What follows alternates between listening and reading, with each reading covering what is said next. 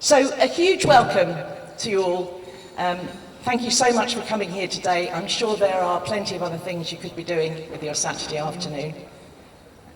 This is important, and we're very, very excited about the lineup of speakers and panelists that we have here today.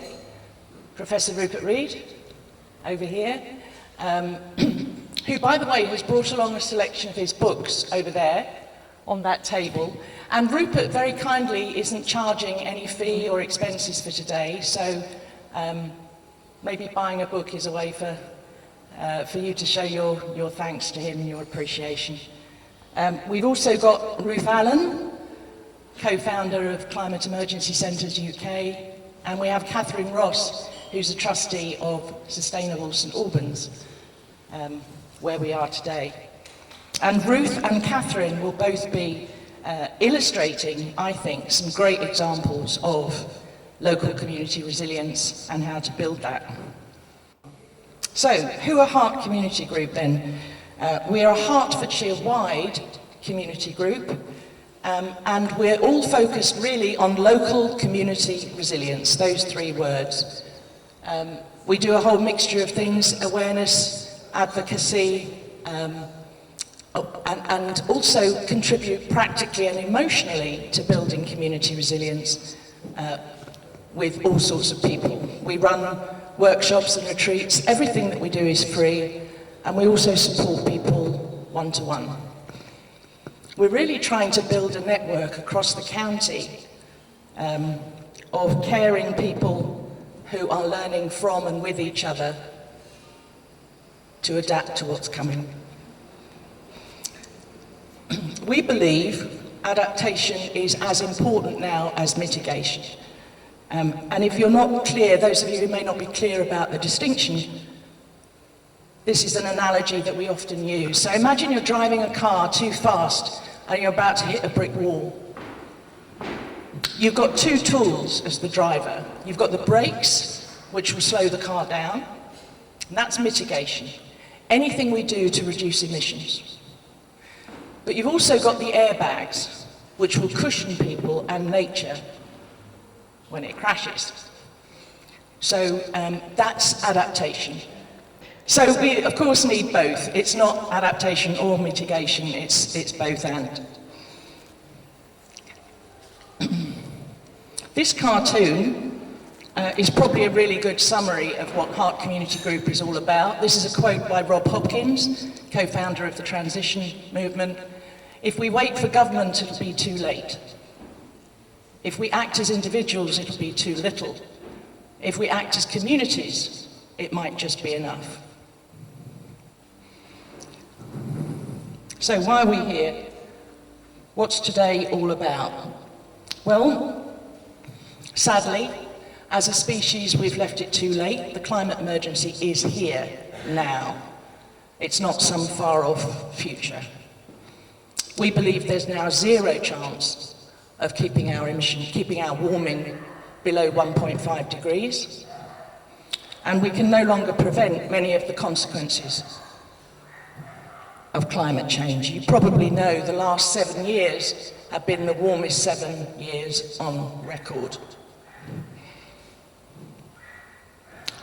But as you know, the challenges we face are not limited to climate change.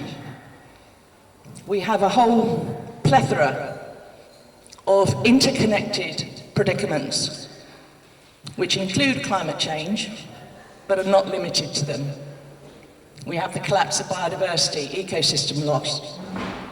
We have zoonotic diseases, we have economic fragility. We have the war in Ukraine. Lots of things all hitting us at once.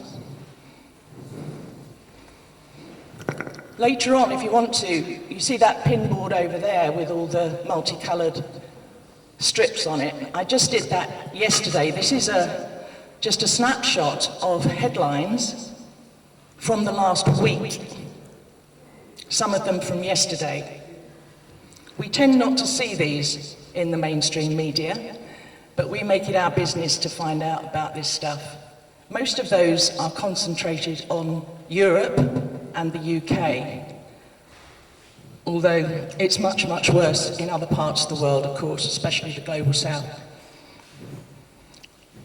If you want to find out more about the current state of play, we run regular monthly webinars where you can come along and get updated on all the science, and also, importantly, what we can be doing about it now.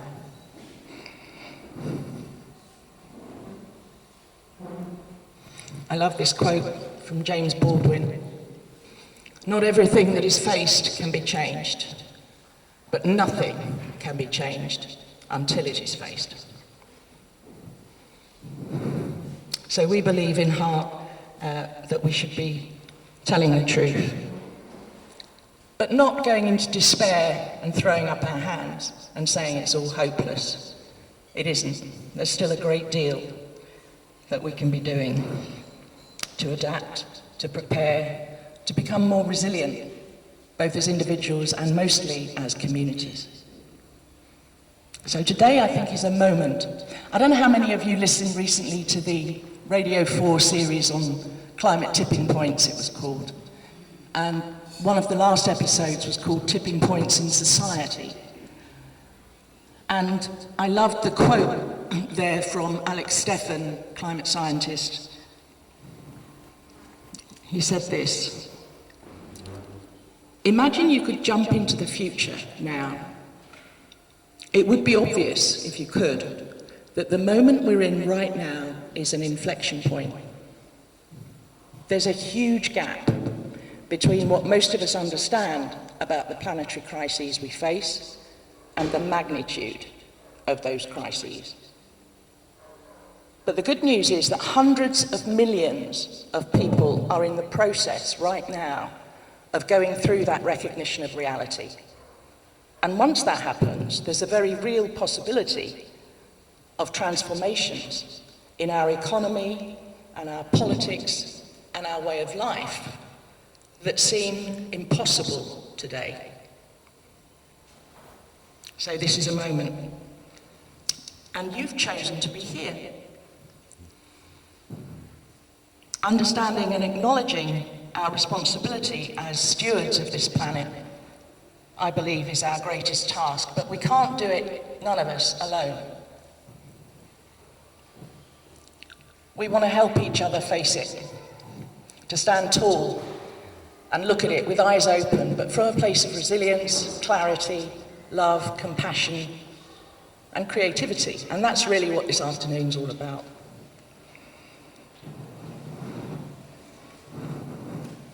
So what will we be doing today? We'll be listening from our expert speakers.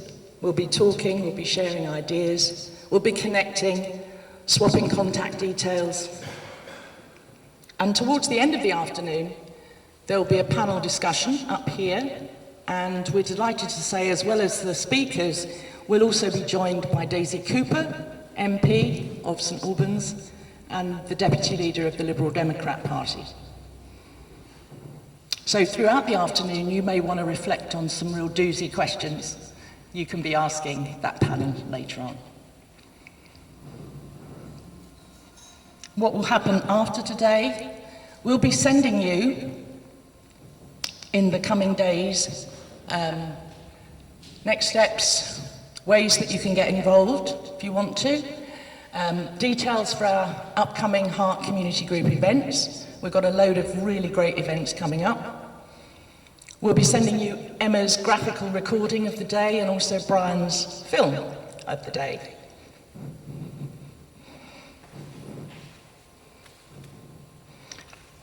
So, in closing, thank you so much for caring enough to be here today.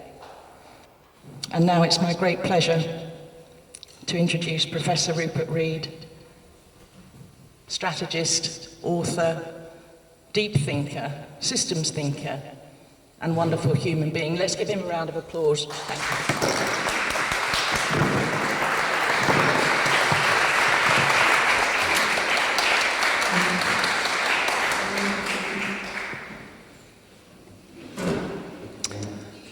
What if I were to say to you, hopeful. Be stubbornly optimistic. It's not too late. We've got the Paris Agreement. Governments are getting on side. Businesses are getting on side. It's 5 minutes to midnight. There's everything to play for. Let's all pull together. We can do this. Nothing really bad is going to happen. Everything is going to be okay. In fact, we've got this brilliant technology lined up, which is going to pull untold amounts of carbon down from the atmosphere. So really, nothing very bad has happened yet, because anything bad that has happened, we can undo that. We can draw it all down. Everything's going to be fine. Would you believe me? And even if you wanted to believe me, would you actually be energized? Would this message fill you with determination?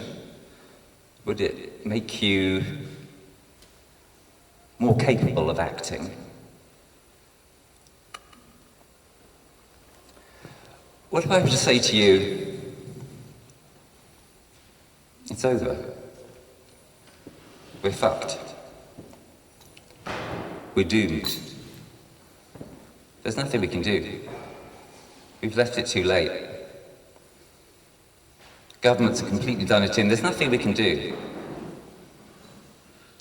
It's the end days. It's the end game.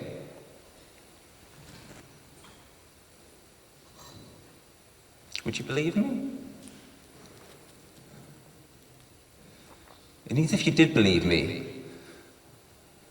would such a message fill you with determination to act and to do something to make things better, at least to make things less bad? Because surely it's always possible to make things less bad, isn't it? It's always possible, at the very least, to reduce the harm.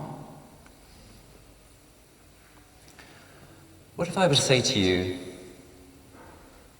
it's not 5 to midnight. It's not even 1 minute to midnight.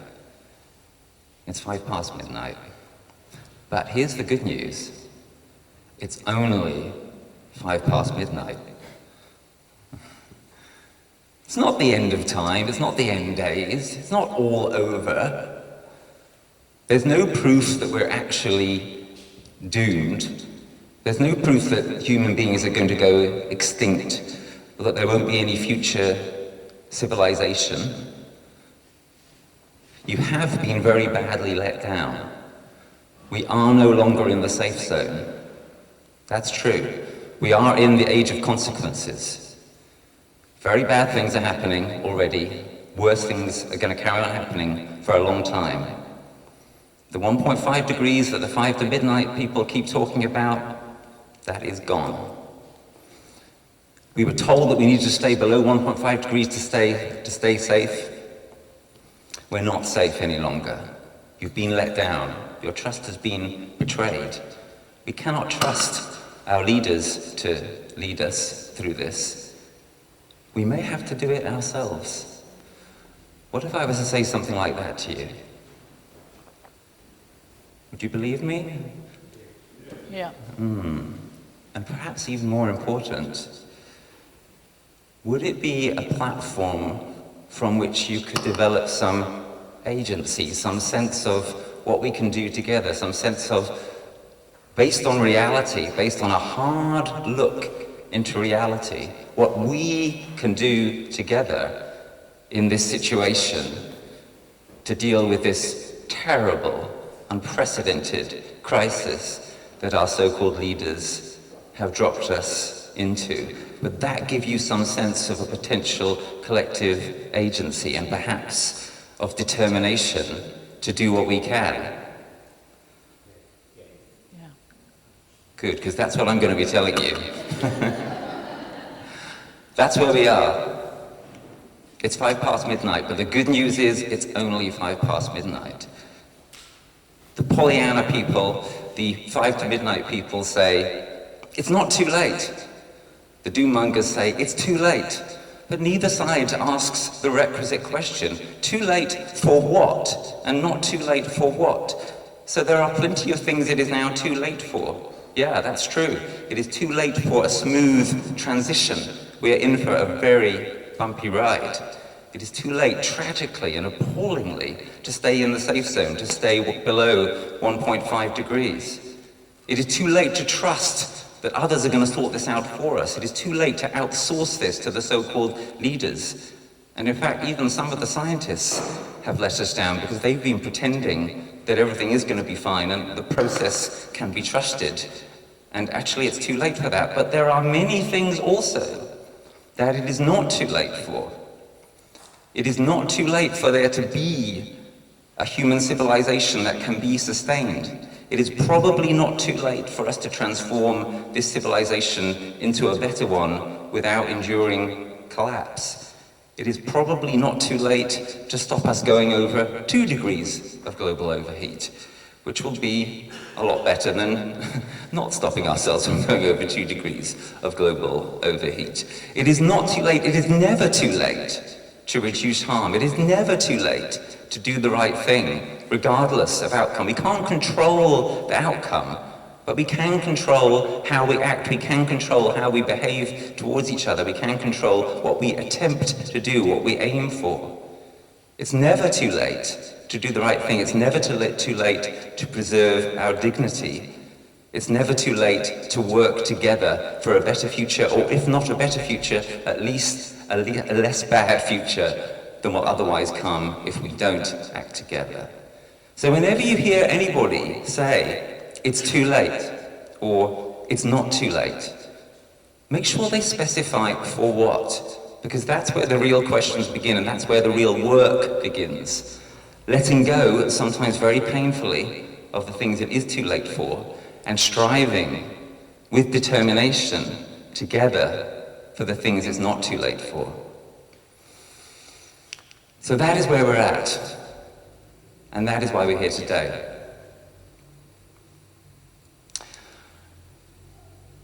What are we to do? Where are we to start? What is our point of departure for the action that follows from this kind of diagnosis?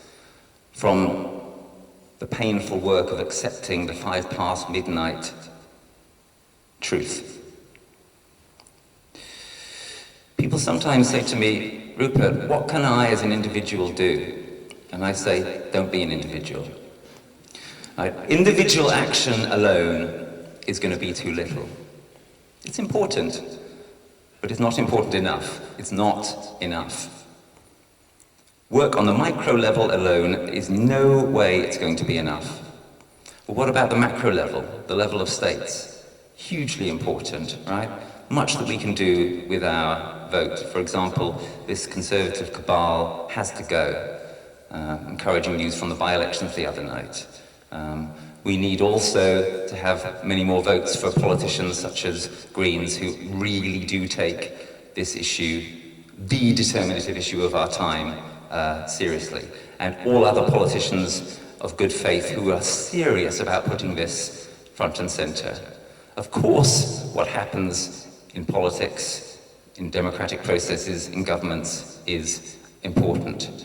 But is it enough? Well, remember the centerpiece of what I said a few minutes ago.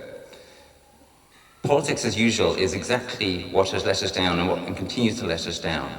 We were told that if we stayed below 1.5 degrees, we would be in the safe zone. We are not going to stay below 1.5 degrees. How do I know? I'm an IPCC expert reviewer, and as you may have heard in the recent IPCC reports, they said, we need, quote, deep and immediate cuts worldwide to stay below the 1.5 degrees target. And when they were asked what they meant by immediate, they said, starting this year. What is happening this year? Britain, we still have the COP presidency. We're ramping up fossil fuel production. America is ramping up fossil fuel production. Biden has given more licenses for new fossil fuel production than Trump did. Russia, unsurprisingly, is ramping up fossil fuel production. Some European countries are making some encouraging moves to move away from their fossil fuel dependency, but it's nowhere near enough. Deep and immediate cuts worldwide are no more going to occur than Trump and Boris Johnson are going to convert overnight to Buddhism. That is the reality of the situation.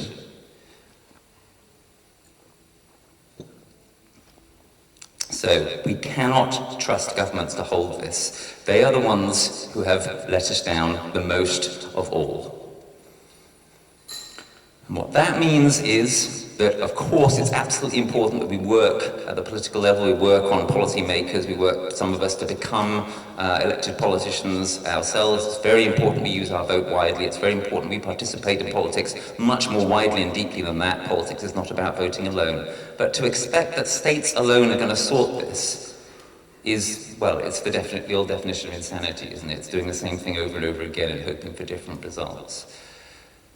Our so-called leaders are not going to lead us out of this. They need to be led out of this by us. So the macro level should sort this, but is not going to. We've had 26 COPs, climate COPs. There's no reason to believe that the 27th is going to be any more effective. And the only way it will, the only way it could conceivably be, is if it is put under an untold level of new pressure from civil society. What is civil society? Well, look around the room, folks. This is us. This is where it's at. The meso level, the level in between the micro and the macro. If real change is going to come, that's where it's going to be led from.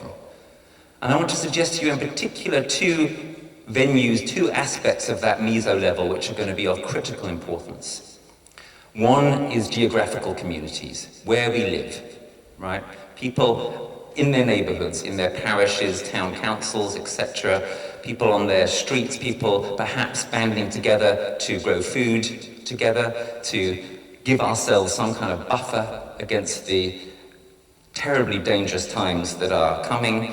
The Ukraine crisis is likely to be a dry run for the food crises coming in future years as our weather continues to accelerate into terra incognita.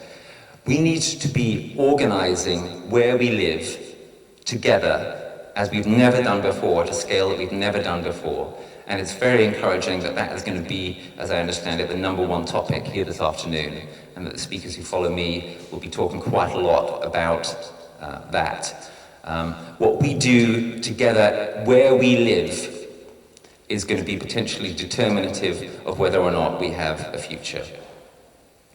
And the other area is where we work. And I think this has been the most neglected of all, actually. Our labor power, our power as professionals, some of us, our power as business people, some of us, or our power through professional organizations, through trades unions, through business councils, through round tables, Federation of Small Businesses, etc., etc. Many of you in this room have some kind of power under that heading. Nearly all adults still today spend half of their waking hours during the week at work. They might be at home while they do it, but they're at work. We're at work. If we're working from home, we're still at work, right? Workplaces are a huge, huge opportunity. There are so many aspects of them that have to be transformed. One of the reasons why geographical communities are absolutely critical is because they are the way we can bring home to ourselves and to other people the vulnerability, the unsafety that we are now in. If you just talk to people about 2050, about mitigation, about reducing greenhouse gas emissions, it still sounds an awful long way off to most people.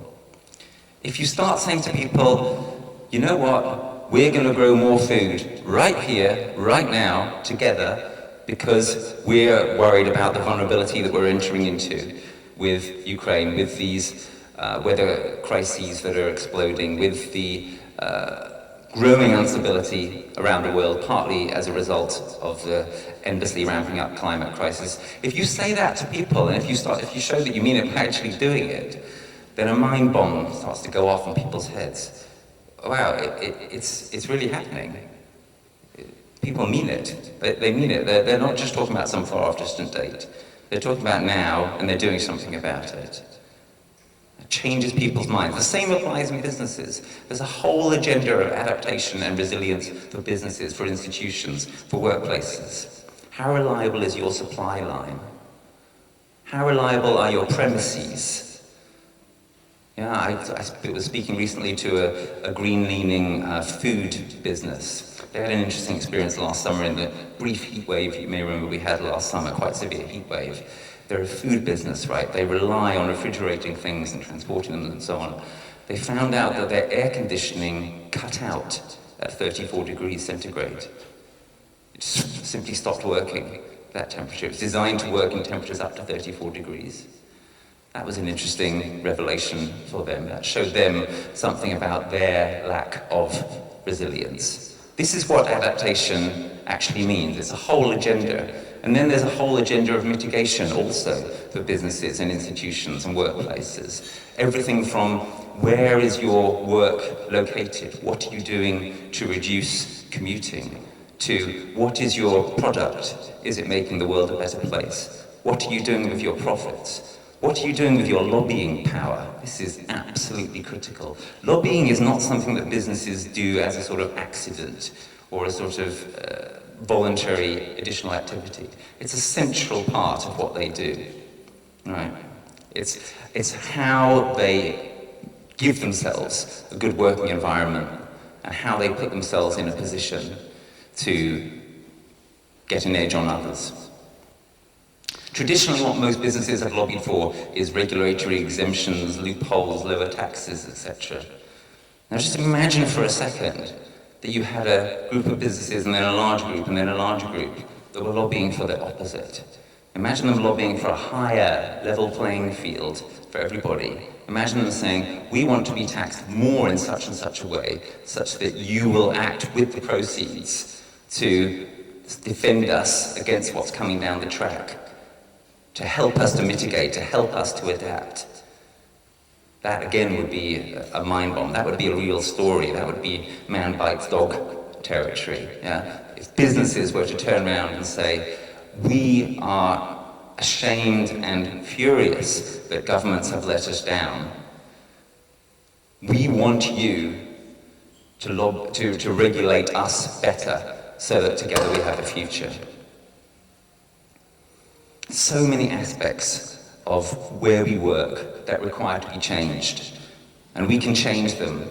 We can change them through professional associations, through trades unions, through stakeholder engagement, through organizing, through activism, through action of whatever kind. It doesn't have to be activism as such. So, geographic communities and workplaces. Those are the two central locales. There are many others, but those are the two central locales, in my view, of what I'm calling the moderate flank. This is what we need now. The radical flank, which some of you in this room probably have been involved with in the last few years, and I was myself, Extinction Rebellion, etc., achieved something fantastic in 2019. Achieved a shifting of consciousness, moved the agenda, made climate denial something which was no longer legitimate in countries like this one, no longer a possible position to take up. But it needs to be followed up. It needs to be followed up by real action at scale.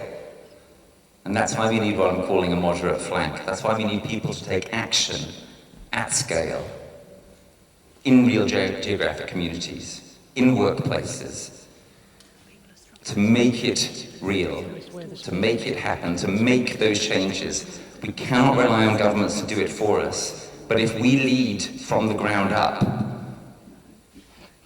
then we'll be pressurizing them in the best way that we possibly can, as well as achieving change in the most direct way that we possibly can. Okay, I want to leave plenty of time for discussion, because there's a lot already in what you've heard from myself and from Kim. Before moving towards a conclusion, I want to say one thing which is of critical importance. Some of you will be persuaded by what you've heard. Some of you won't have needed persuading. Some of you will already be there, right? The radical flank had... I just wanted to say, some people at the back, I think it's because of where the speakers are, can't hear you very well. Okay. So can you pull it down a little bit? Yeah. Say something. Is that better? Is that better? Ah, right. Thank you.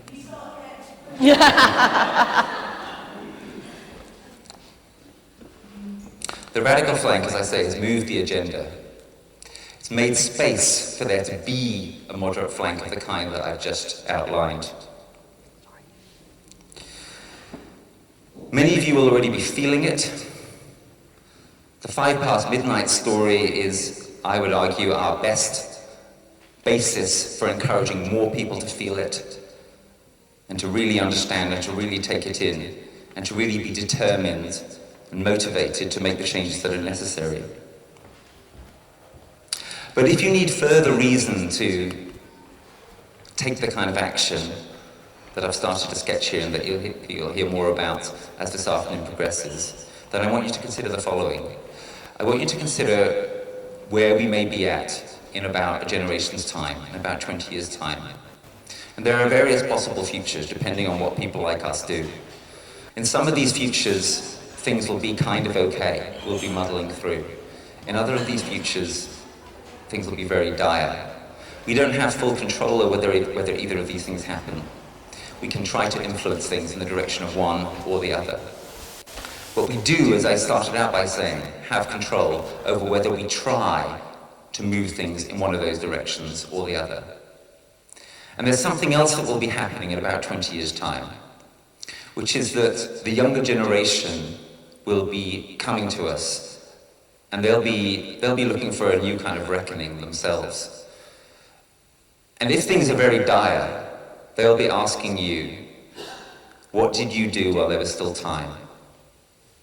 And if things are not so bad, they'll be asking you, how did you help to execute this very difficult transition? And whichever of those futures we're in, you want to be able to turn around and look them in the eye and say that you did all that you could. And the importance of this really can't be overestimated.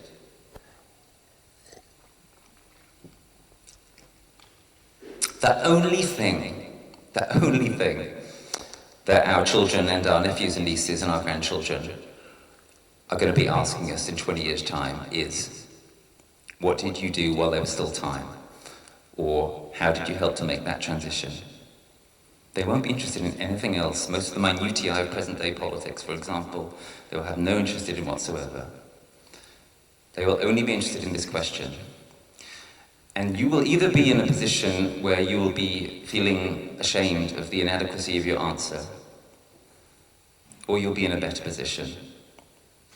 So that's really what, if you've got any doubt about whether or not to throw yourself into the kind of action that I'm talking about, if you're not doing so already, and if you are doing so already, to take it to the next level, to consider what more you can do by way of putting your body on the line, or putting your money on the line, or putting your time, your commitment, your energy on the line.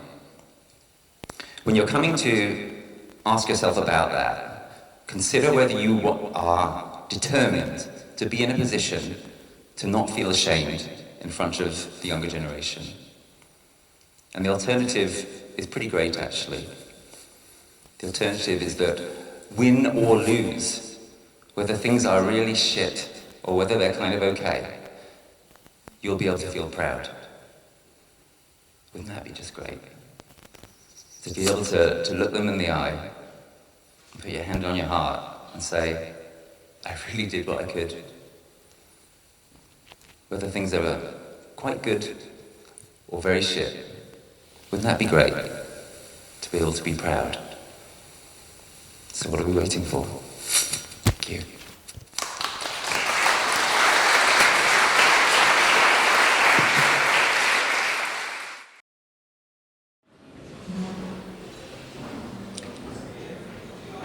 So this is Ruth Allen, a co-founder of Climate Emergency Centres UK, and I've been incredibly inspired by the work that she and her colleagues do to create resilience hubs geographically in the places where we live. Thank you. Thanks, Kim. Hi, everyone. I'm not actually from Hertfordshire. I'm from Hampshire. I met Kim through I think it was the South East Climate Alliance, wasn't it? I think I came and spoke there about it. So, and we've connected up since then. I got involved and got started on the Climate Emergency Centres project after 2019 and all the events of 2019. I was one of those people that stepped out onto the road. It was my first go at doing something like that in April 2019 because I'm a mum. And when I realised what was going on, I just didn't know how to parent anymore. How do I prepare my children for something I don't know? I don't know. What do you do? And there was nothing around, there was no tools, there was nothing to help me to parent them. And so I stepped out onto the road. And it was an amazing experience, it was transformative, and the most amazing thing was that Parliament declared a climate emergency, followed by loads and loads of councils. And it was great, it was like, we're getting movement, this is amazing, we're being heard. But then nothing was happening. And I became aware that actually we just needed to get on with it. There were so many people that I spoke to, people around me, people, my neighbours, the local, they all knew that there was a problem and we just needed to get on with it ourselves, and we were the ones that could do it. And so we came up with the idea of having these hubs, these spaces in communities where people could start to organise and come together. You can go on to the next slide. So we decided we would set up climate emergency centres, and the idea is they are autonomous. So, because every community is unique, every community is individual, and every community has got its own strengths, its own ideas, and we wanted all of those. So, every centre is autonomous, they name themselves all sorts of wonderful things. And the only three things really it's about is that they all have a solutions focus, that we are looking at people and planet.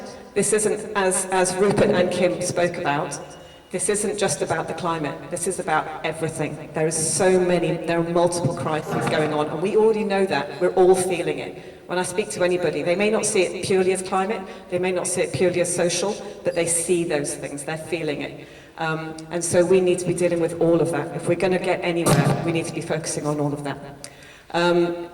The second thing is that they're local and inclusive. So it's about reconnecting. Somebody mentioned Thatcher earlier. I think we kind of really started to feel that individualisation, didn't we? We lost lots of community spaces around austerity, and so we've just become more and more, we've just withdrawn more and more into our own individual homes and have less and less of that space where we're together. So having a space where we could come and connect and bring what we've got. So it wasn't about everybody do what we've decided we think should happen. What have you got? What do you think? Just bring it. And the third thing is that it's an active part of a wider network. So the idea was that we had all these community hubs bringing their unique ideas and solutions and creativity, but they could then share them and connect with each other and support each other to grow. So that we could get a sort of amplification and acceleration of the positive things that came out of each hub as it sort of shared through the network. Okay, yep. And it is starting to grow. We set up in 2020. There's now, I think, coming up to 20 physical spaces, and there's a lot of other teams setting up at the moment. So Guildford is close to me. And they're amazing. They've done a lot of brilliant work, as is Godalming. But yeah, so there's spaces all over the place now. And the brilliant thing was there was an event that Guildford put on, which included all the sort of hubs around the Guildford area, so Staines, Godalming, Dorking, Elmbridge, and Guildford all spoke about what they were doing in their individual hubs. And they were all unique, and they were all different. It was really inspiring to hear it, actually, to hear it. They got quite emotional. Yeah. The key thing about the Climate Emergency Centre project was that there's a handbook. So the handbook it's just literally a step-by-step guide. How to. So you look at something and go, I can't do this. What's involved? How do I do this? there's a handbook that tells you. So the first step of the handbook is to get into those working groups and look at these particular areas, and then it takes you to the next step and the next step. And within the handbook, there are links to all of the different resources that other CECs that are set up before you can have shared, so to help people. So we're not having to reinvent the wheel every time. Yeah. And yes, there are lots of places to link up. If you want to get in touch, you can contact me on ruth@communityclimateaction.uk. We have a Facebook group, there's a Telegram chat, which they're all nattering on, and I'm nattering on as well. There's a Facebook group, there's also a website, and there's a great YouTube channel as well, where we put so when we have experts or people who've got really useful information that's going to help the CECs, we record it at meetings, we put them onto the YouTube channel so people can then use that as a resource. If you want to watch the really inspiring event that the Guildford put on with all the other CECs, that's on there as well. So yeah, do go and have a watch. And we keep on growing, and we're starting to connect with other organisations as well, other projects such as Trust the People, Take the Jump. Yeah, there's lots of other people out there doing amazing things, and really there's these spaces about what are those amazing things. Let's put them in our communities and start doing it. Thank you so much, Ruth. Thank you. And I just wanted to say there are none in Hertfordshire yet.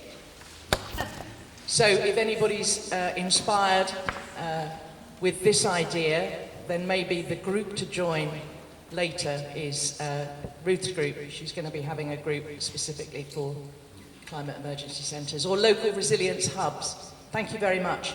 We weren't going to take questions for this, if that's okay, so come find Ruth later if you have a question for her. And now I want to hand over to Catherine. So let me just, as you introduce yourself, Catherine, I will find your slide deck, which is different. I think I need that one. Is this the one that works? Yes, that's the one I'm feeling understandably nervous about this microphone. So I'm Catherine Ross, and I'm wearing two different hats today. One is that I am the trustee of the local environmental charity Sustainable St Albans, and the second is that I'm part of the environment programme team at the Church of England, and I'm going to speak a little bit about both of those things. At the Church of England, I'm part of the buildings team, and I lead on environmental matters to do with our very large built estate. And I think rather unexpectedly today I've become the voice of the moderate flank.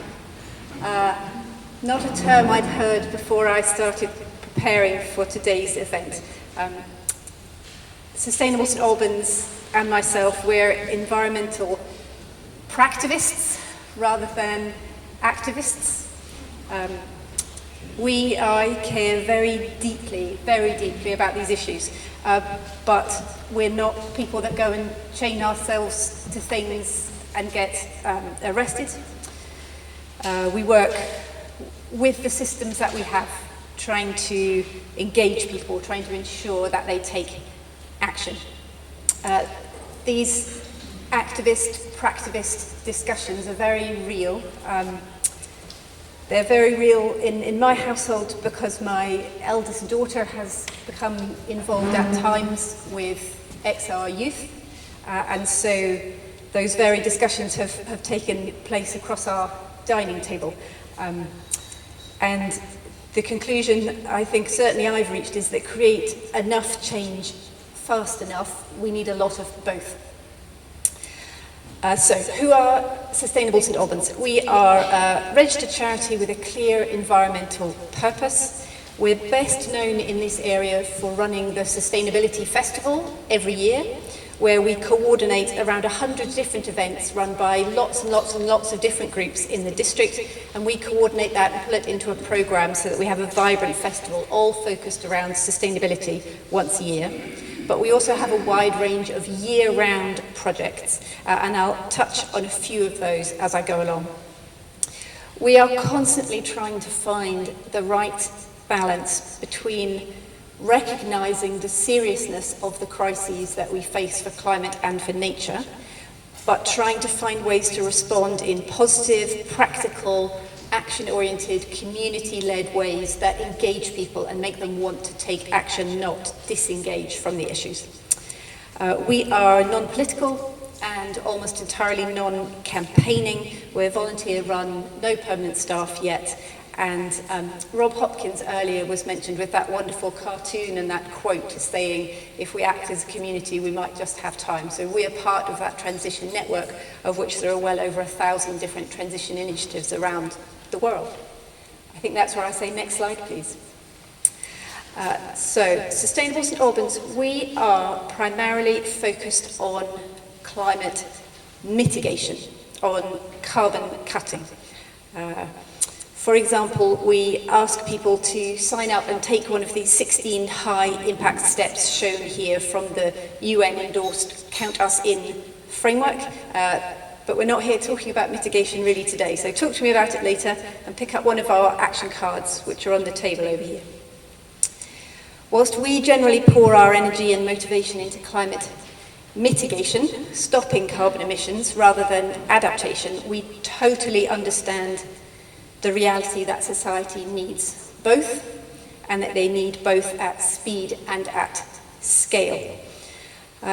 Creating resilient communities helps with both. The kind of actions which reduce our carbon footprint, like shopping locally, growing food locally, creating local energy, repairing things as a community, sharing things as a community, all of these things are good for cutting our carbon and also good for increasing our strength to survive the shocks that we know are coming. In Sustainable St Albans, we're focused on getting people started, on motivating, inspiring and informing. I guess in Rupert's language, we ourselves are members of the moderate flank who have already stepped up, and we're trying to seek to engage more members of that moderate flank to join in and to do more. Perhaps there'll be people here who've done the couch to 5K to get themselves running, and I think in some ways we're a little bit like that, but for carbon footprint. This picture here is from one of our sustainable markets, which I think are a great example of what can be done as a community. Whilst we coordinate it, every one of the groups that comes along to our markets is a separate organisation. One of our most recent blogs that you can find on our website is from a lady who came to one of our sustainable markets. She spoke to the heat pump stall, she spoke to the solar panel stall, she decided to decarbonise her home. Together, through events like this, we can be much bigger than our separate parts. These photographs are of local community food growing projects in this area. Food Smiles and Incredible Edibles, where people grow food together and share that food. They started as ideas within Sustainable St Albans, but they were so successful they've grown to the point where they have spun off and become successful groups in their own right. These are small steps compared to the wholesale transformation of agriculture that is needed, but they are steps nonetheless. This photograph is from one of our recent repair fairs, and repair fairs are another great example of community action. Volunteers with fixing skills offer their time, people bring their broken things, which get fixed and saved from landfill. Sustainable St Albans, we don't have a building, so we work in partnership with other local organisations who host them.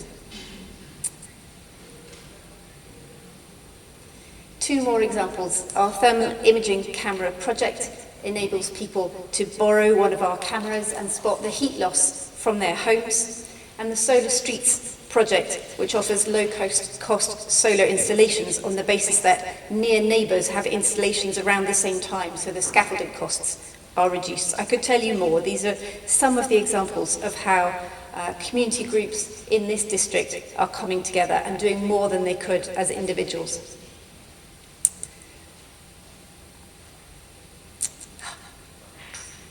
Right. It's very important, I think, for me to say that we're just one part of the local ecosystem, and I'm sure there are many other parts of that local ecosystem in the room today. I've put a few of the logos up here, but there are so many more groups than this. There are local groups in this area focused on nature, on food, on carbon cutting. There are ones at the activist end, the campaigning end, the practical end. If you want to get involved locally, you will be able to find your tribe. And this doesn't even touch on the local businesses, the schools, the faith groups, all of which are playing their part. And I also haven't included here St Albans Council, which has itself declared a climate emergency and has a sustainability and climate crisis action plan. Right, with my other hat on. So my second perspective is from my world of work. I'm part of the Church of England Environment Programme team. And the vast majority of the work of that programme is on climate mitigation, trying to cut our own carbon impact. Just this week, we launched our route map to net zero carbon by 2030. We have a built estate of about 32,000 buildings, and the majority of those are listed, so this is a challenge. But we do some work on climate resilience and adaptation, and that's what I'm going to touch on today. There are three reasons why places of worship need to be thinking deeply and hard about climate resilience. The first of those is that our buildings themselves need to adapt. These photographs here you might not be able to see at the back, but they are of a flooded church that was flooded for the fourth time when Storm Dennis came through. Our buildings are often solidly built, and when maintained well, they have, many of them, withstood the weather for centuries. But climate change is coming, weather events are becoming more extreme, and the buildings can become vulnerable. They need to be protected themselves. To give you a sense of the scale of that, 1,010 of our churches are within 10 metres of a flood warning area already, and 2,384 are within 100 metres of a flood warning area. We cannot be complacent.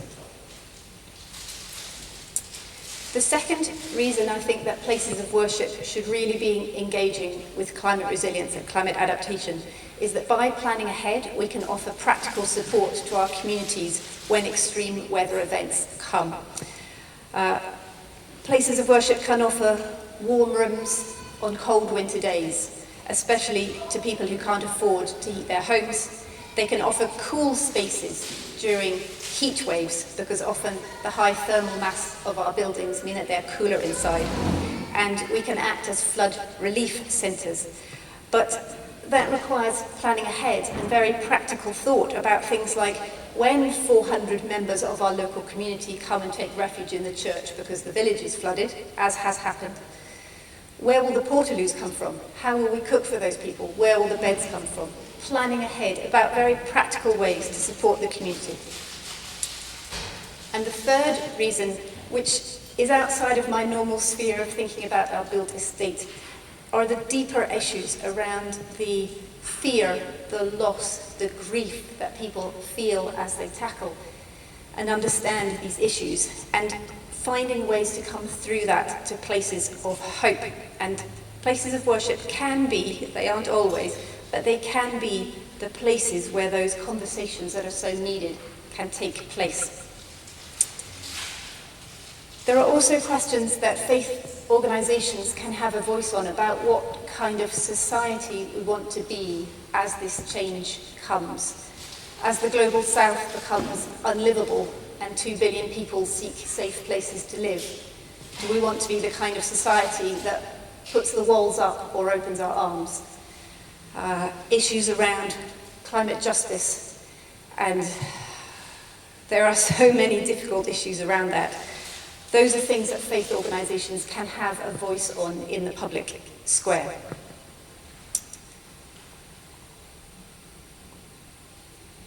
The last thing I wanted to touch on with my Church of England hat on was just the fact that places of worship are local but everywhere. And so if you are looking for community hubs, if you are looking for that place where people can meet outside of workplaces, where the food bank can be or the repair cafe can take place, then places of worship can be a very sensible place to look for that community hub. Every one of these red dots is a Church of England church. If I had the map, I would have put one up that included all the other denominations as well, but I only have the C of E map. If you are looking for that host organisation where you could physically meet and work in the ways that we're talking about today, it is worth considering places of worship. But the clergy, the other faith leaders of your local places of worship don't all understand these issues yet. And even if they do, they don't always know what action to take or how to respond. So working in partnership with environmental organisations can be a very powerful thing to do. Finally, and back with my green hat on, a final thought, which is just that more resilient communities are better places to live. So let's do these things just to make our communities better places to live. This photograph is from one of our playing out streets. It's an altogether positive and very simple project where roads are closed regularly, children come out and play, neighbours speak to each other, and no cars go up and down for a little while. This is building resilience in a very gentle and very positive way. If any of those issues light your fire, there's going to be a table over here talking about community and faith groups. Please do come and join us there, and please do pick up one of the action cards before you leave today. Thank you, brilliant.